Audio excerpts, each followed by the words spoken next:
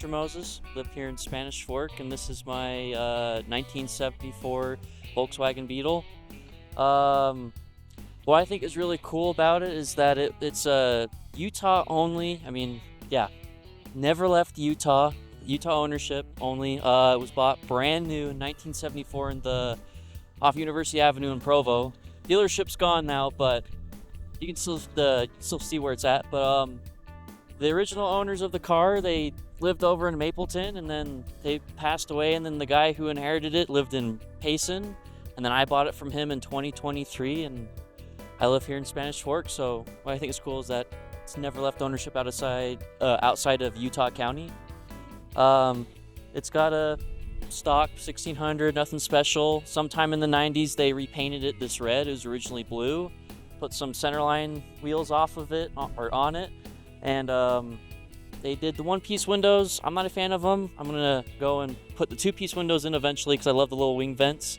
They filled in all the chrome holes, so I went and popped them back out and I put the chrome back in, and I just want to go and make it look like how it was when it rolled off the showroom floor back in '74.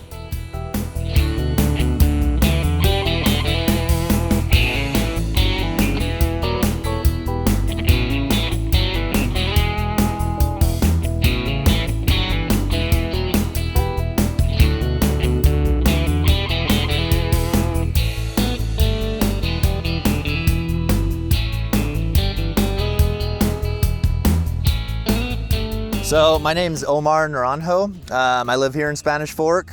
This is my 1998 Eagle Talon Spider.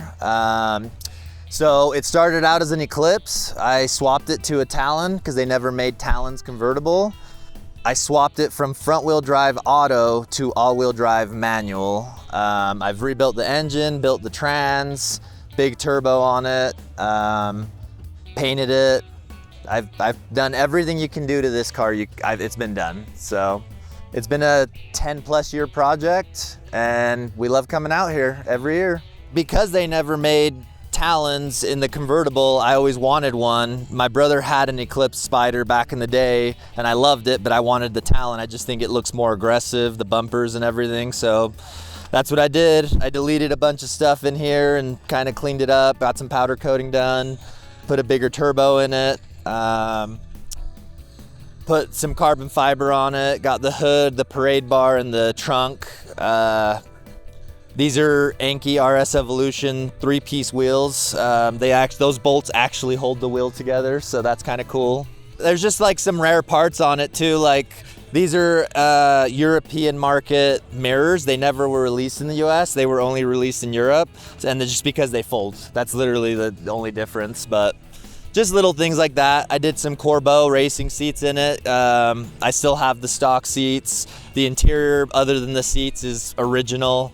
Yeah, I just wanted to do a clean build, but it still has some speed behind it, so it makes some power.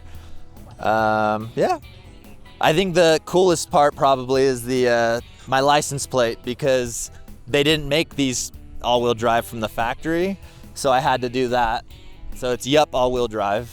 So I've had people that don't believe me and they hop under the car to see the rear end back there. It's kind of funny, but yeah, it's just been a fun project, and we've had a blast with it. It's been awesome.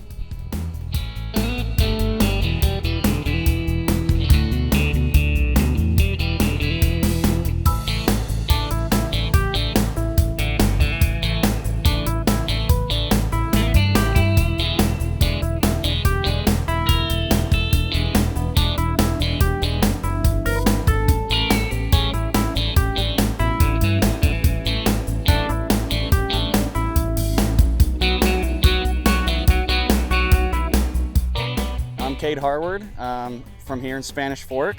This is my 1990 Nissan 300ZX. Recently purchased it from a guy down in St. George. Story goes back a little bit farther than that. When I first joined the military, bought a red twin turbo 300ZX.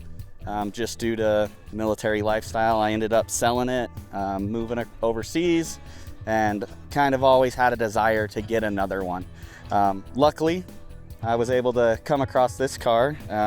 which kind of went the same direction I would have gone with mine had I kept it. So yeah, it's a Z32. It was a naturally aspirated manual with the T-tops, which is kind of a rare-ish car.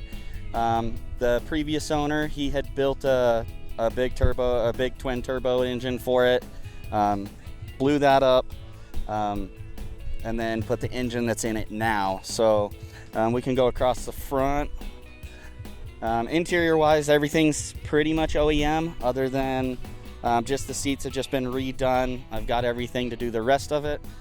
Just no need to until it's in bad condition. So and then in front, we've got a 5.3 liter LS swap in it.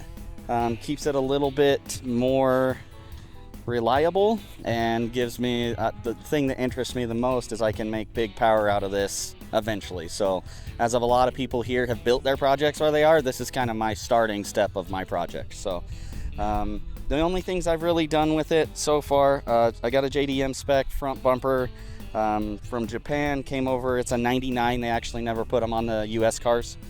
And then lowering springs in the front, just because the LS is actually a little bit lighter than the stock V6. So plans are kind of coilovers all around.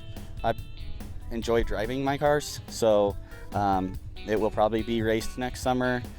Just do some autocross or road course or stuff like that. But I'll try to keep it as nice as I can, but not without spoiling driving it. So maybe more power in the future, we'll see.